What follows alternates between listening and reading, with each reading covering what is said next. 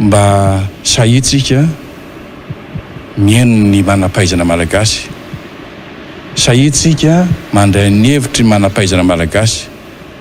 Sahitsika mandray ny hevitry ny olona any ambanivohitra na zany nandafasana fanontaniana satria ireo ny tena petraka eto Madagasikara.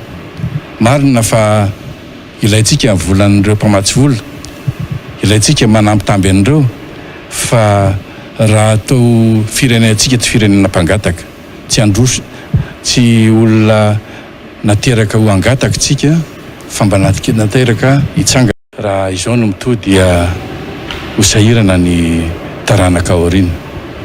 Ka izay ametraka lova ratsy ho an'ny taranaka aoriana izay no mba tianay ezahana androany, indrindra fa teny reto Andininy faharoapolo reto satria mahatsapa teny izy ireo fa malagasy ary mahatsapa teny ihany koa fa manana hevitra ary tokony hoenona.